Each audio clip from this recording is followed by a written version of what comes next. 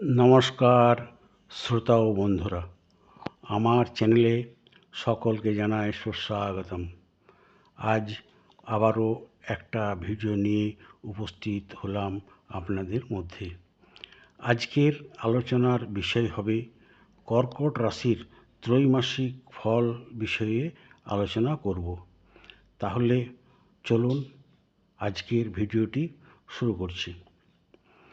কর্কট রাশির জাতক ও জাতিকাদের 13 এপ্রিল 2024 পর রবিদেব গোচরে রাশির দশমভাবে অর্থাৎ কর্মভাবে মিত্র রাশি মেষ রাশিতে বিরাজ করিয়াছেন এবং রবিদেব তুঙ্গী ক্ষেত্রগত অবস্থান করিয়াছেন।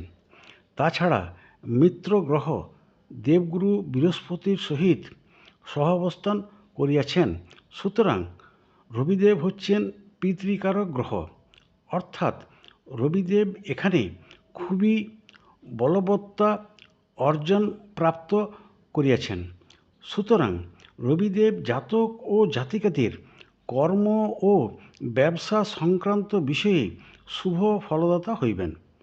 যে সমস্ত জাতক ও জাতিকারা নূতন চাকুরির জন্য বা ব্যবসা করার জন্য প্রস্তুতি নিচ্ছেন, তাহাদের পক্ষে নূতন চাকুরি লাভের সম্ভাবনা থাকে, অর্থাৎ কেরিয়ার প্রসঙ্গে শুভ ফললাভের সম্ভাবনা বিদ্যমান।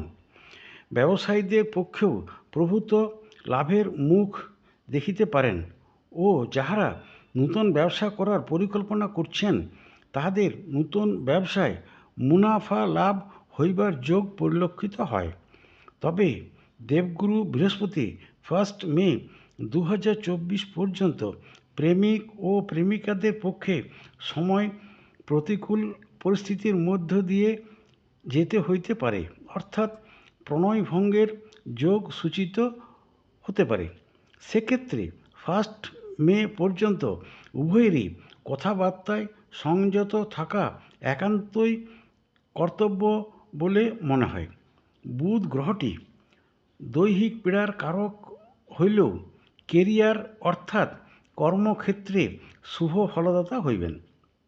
শুক্র গ্রহটি বিবিধ বস্ত্র লাভ করাইবেন এবং শুভ ফলদাতা হইবেন।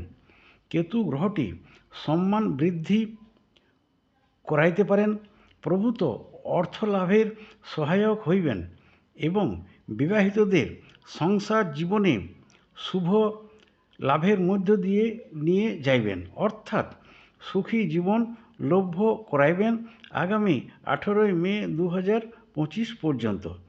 তবে গোচরে মঙ্গল ও রাহু বিরুদ্ধ তথা প্রতিকূলতার পরিস্থিতির মধ্য দিয়ে নিয়ে যাইতে পারেন। যেরূপ 1 জুন 2024 পর্যন্ত শুভ কর্মে বাধা বিঘ্নের কারক হইতে পারেন মঙ্গল, তবে পরবর্তীতে শুভ ফলদাতা হইবেন। রাহু গ্রহটি আগামী 18 মে 2025 পর্যন্ত রোগ ব্যাধির কারক হইতে পারেন। বাসস্থান পরিবর্তন করিতে হইতে পারে, সে যে কোনো কারণে হতে পারে। চাকুরিজীবীদের কর্মসূত্রে অন্যত্র স্থান পরিবর্তন করিতে হতেও পারে। ছাত্রছাত্রীদের বিদ্যালাভের জন্য অন্যত্র স্থান পরিবর্তন করিতে হইতে পারে।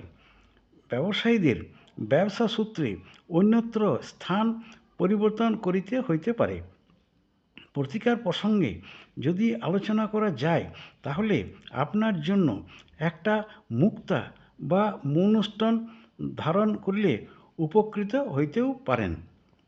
যাই হোক, আজকের কর্কট রাশির ত্রৈমাসিক আলোচনা এ পর্যন্তই। যদি ভালো লেগে থাকে তাহলে অবশ্যই একটা লাইক দেবেন এবং আপনার বন্ধু ও প্রিয়জনদের এই ভিডিওটি শেয়ার করে দেবেন, যাতে তারাও এই ভিডিওটি থেকে উপকার লাভ করতে পারেন।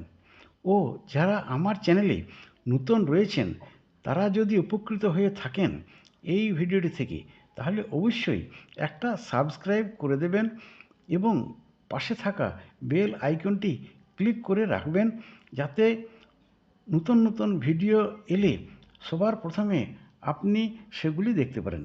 খুব শীঘ্রই আমি পরবর্তী ভিডিও নিয়ে উপস্থিত হব আপনাদের মধ্যে।